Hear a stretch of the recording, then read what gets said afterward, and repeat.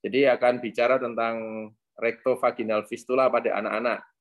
Kalau pada dewasa kita sudah sangat sering melihat, kita akan melihat bagaimana teman-teman bedah anak melakukan rekonstruksi dan indikasinya apa, kasusnya karena apa, mungkin menjadi bagian dari pandangan kita di sisi bedah digestif. Terima kasih. Monggo silakan, Patria Putra Tama. Siap, dokter. Selamat pagi, Dr. Adio Datus Hidayat. Terima kasih atas waktunya. Yang saya hormati juga dokter-dokter trainee, kakak Cip, dan teman-teman residen, serta Dr. Hendro. Jadi pada pagi hari ini, izinkan saya untuk membahas tentang acquired rectouretral dan rectovaginal fistula in children dengan jenis penelitiannya systematic review. Jadi jurnal ini saya dapat dari Frontier in Pediatric. Oh, sorry. Mohon maaf. Belum ke slide itu ya. Sudah, dok. Jadi jurnal ini saya dapat dari publisher Frontier in Pediatric dengan Skimago Jurnal Reneki 1 tipe artikel systematic review pada tahun 2021 dengan autornya dari Beijing Children's Hospital, Capital Medical University, kolaborasi dengan Department of Biomedical Engineering, the Fourth Military Medical University di China. Baik, secara background, jadi di sini akan dibahas tentang dua jenis, yaitu ada acquired rectouretral dan rectovaginal fistula pada anak-anak ini. Kenapa saya bahas ini? Karena ini salah satu yang saya baca, ini rare case, sangat jarang terjadi pada anak-anak. Nah, perawatannya itu bisa dengan konservatif, baik itu urinary diversion atau fecal diversion. Dan kenapa kita fokus ke konservatif? Karena dikatakan perbaikan definitif untuk anak-anak dianggap lebih sulit dibandingkan orang dewasa. Singkatnya, RUF tadi uretral dan rectovaginal yang didapat pada anak-anak adalah problem yang heterogen. Manajemen dan pendekatan bedahnya harus telah diusulkan di sebelumnya. Metode systematic review ini menggunakan diagram dan checklist dari Prisma 2009 dan terintegrasi dengan Inatlasi 2021-178 dengan pencariannya di Medline menggunakan PubMed dengan 3 kata kunci, rectouretral fistula or rectouretral fistula pakai strip, yang kedua ureterorectal fistula, yang ketiga prostatouretral rectal fistula. Selain dari PubMed, dilakukan pencarian juga di Embase dan Cochrane menggunakan kata kunci keywordnya rectouretral fistula dan rectovaginal fistula. Syaratnya dimasukkan harus bahasa Inggris, human, dan children, kategori usianya kurang dari sama dengan 18 tahun. Kriteria eksklusi di sini yang pertama studi yang berfokus RUF RVF tapi pada diagnosis radiografik ya, case series, case study, case report dengan fistula dengan kurang dari 2 pasien tanpa memandang usia, studi yang berfokus di bagian obstetri, review artikel yang tidak ada follow up perbaikan dan hasil institusi penulis, editorial letter, dokumentasi teknik, abstrak presentasi, dan jika jurnalnya melibatkan pasien dewasa itu tidak dimasukkan. Metode di sini didapatkan 531 catatan yang teridentifikasi dengan 26 artikel itu terdiri dari 163 pasien, 63 rectouretral dan 100 rectovaginal telah dianalisis penuhnya.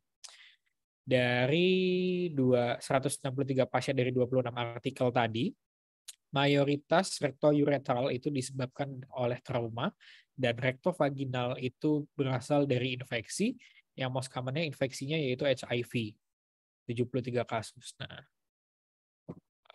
trauma itu merupakan penyebab fistula terbanyak pada rectouretral fistula dengan kurang lebih 80% kasus. Dari sekitar 92 pasien yang didapat, ini 1 dari 3 kategori dilakukan terapi definitif dan mengalami perbaikan. Terapi definitifnya dibagi menjadi beberapa terapi. Ada yang dilakukan transanal pada 4 pasien, transpinterik, dan transperianal 28 pasien. Flap interposisi jaringan digunakan pada 32 pasien, sedangkan fecal diversion digunakan pada 63,9% pasien. Fistula berhasil ditutup itu pada 82 pasien, 50%-nya itu 98%-nya rectouretral dan hanya 20% rectovaginal. Jadi dari 82 pasien, 50% berhasil, 98%-nya dari uretral, hanya 2% dari rectovaginal. Diskusi singkat, jadi mayoritas rektovaginal itu didahului oleh adanya tanda-tanda penyakit sistematis. Infeksi kronik baik itu HIV atau IBD yang berhubungan dengan kondisi umum yang baik. Pengobatan konservatif dianjurkan, pasien yang stabil dapat dipertimbangkan untuk dilakukannya tindakan operatif. Penyelidikan lebih lanjut dianjurkan jika rektovaginal ditemui tanpa adanya trauma maupun riwayat pembedahan. Rektouretral dimungkinkan disebabkan oleh trauma atau pembedahan, dan pendekatan transperianal transphincter dapat menyebabkan penutupan dan hasil fungsi yang optimal tadi berhasil. Fecal diversion atau urinary diversion diketahui bermanfaat dalam beberapa kasus sehingga teknik interposisi mungkin tidak perlu dilakukan. Sistem penilaian objektif dan tindak lanjut lebih jangka panjang dan konteks pelaporan diperlukan untuk mengatasi inkonsistensi pengobatan. Referensi yang saya dapat ini dari Frontier in Pediatrics 2021 dengan pengarangnya dari Beijing Children's Hospital. Terima kasih dokter. Mohon arahan asupannya dokter.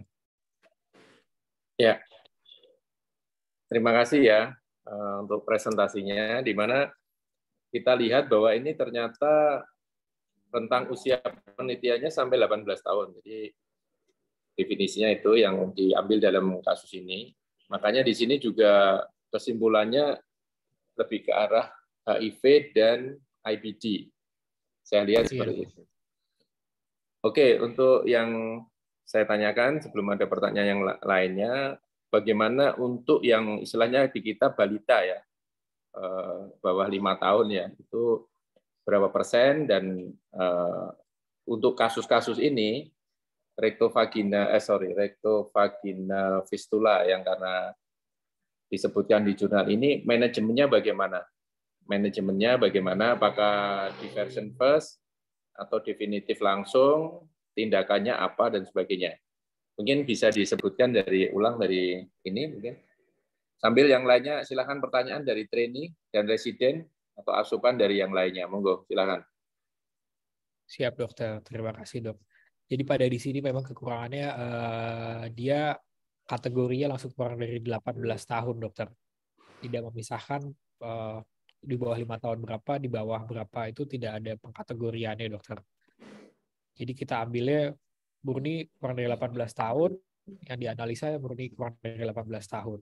Dengan terapinya di sini tidak dijelaskan bahwa awalnya itu konservatif dulu, konservatif gagal baru dilakukan definitif tindakan operasi atau tidak.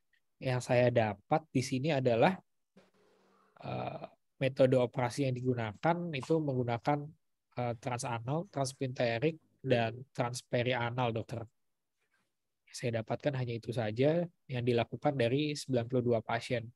Dengan sisa pasiennya tadi dari 92 pasien tadi didapatkan ada juga yang flap interposisi pada 32 pasien dokter. Nah, fecal diversion dan urinary diversion itu dilakukan pada 63,9% pasien. Yang berhasil ditutup dari tindakan definitif ini 50%-nya itu 98%-nya sendiri itu dari rektouretral dan sisanya dari rektovaginal.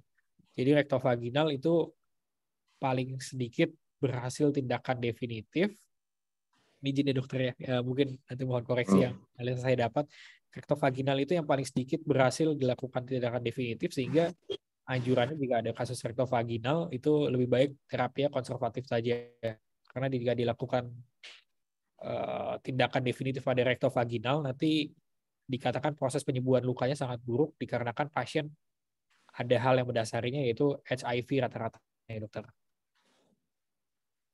Oke, terima kasih ya. Jadi kesimpulan yang saya lihat itu memang saya nggak melihat ya, itu ada yang transabdominal nggak ada. Jadi transpinterik, transanal, dan transperineal.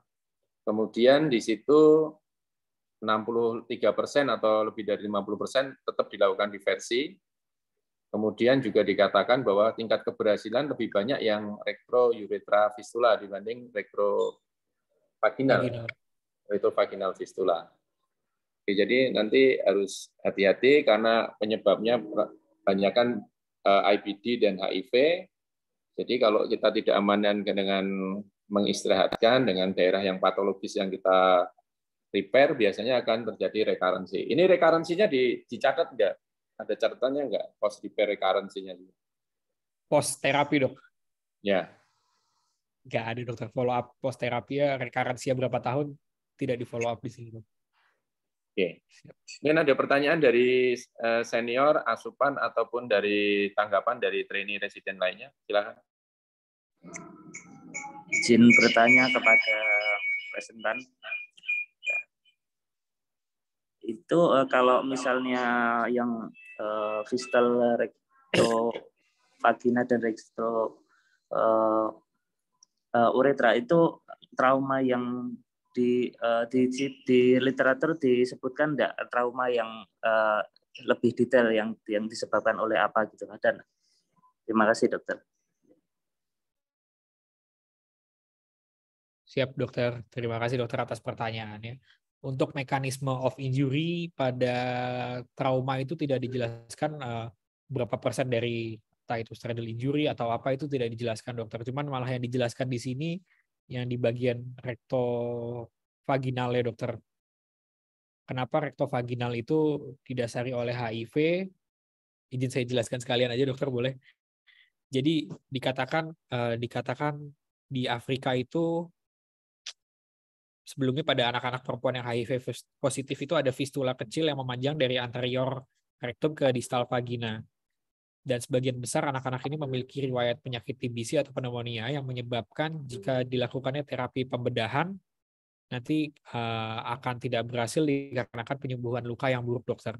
Di sini lebih dijelaskan tentang rektovaginalnya, tapi kalau rektouretral, mekanisme injury yang dapat menyebabkan rektouretral fistul apa aja tidak ditelaah, dok, di sini.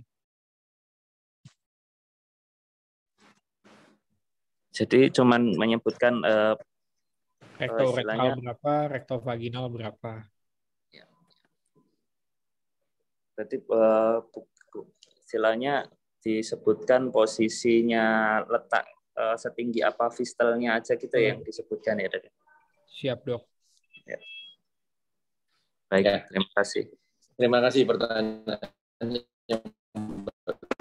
Jadi mungkin trauma tidak mesti harus trauma kecelakaan dan sebagainya ya. Apakah anak-anak itu nanti, ya makanya saya tanya distribusinya tadi ya, apakah anak-anak yang 15 ke atas, apakah itu kaitannya dengan apa ya, trauma, maksudnya selain kena HIV mungkin terjadi laserasi di mukosa vaginal atau mukosa anal karena intercourse dan sebagainya, itu ya mungkin bisa menjadi bagian pertanyaan atau bagian dari penelitian, atau kalau ada info dari jurnal ini.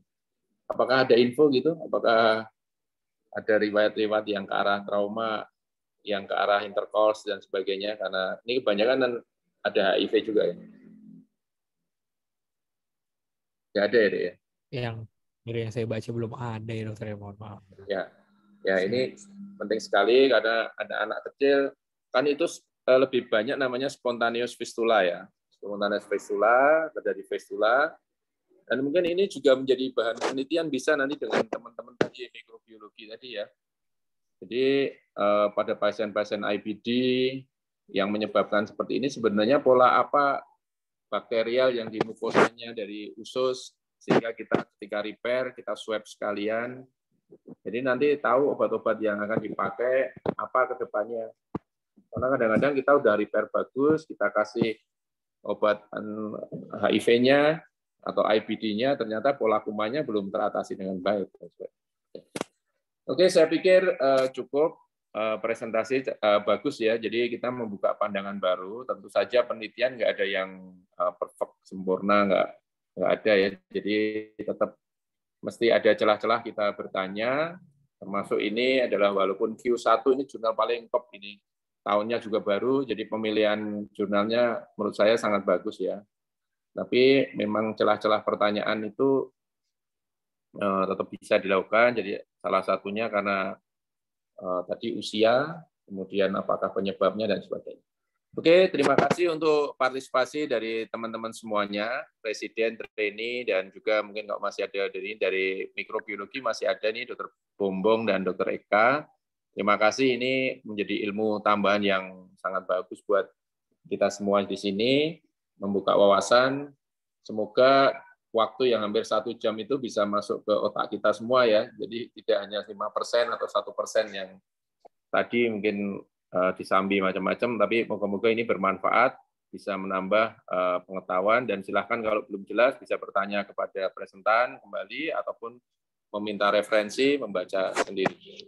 Oke, selamat pagi. Izin kita tutup dalam hitungan 3, kemudian silakan beraktivitas kembali. 1, 2, 3.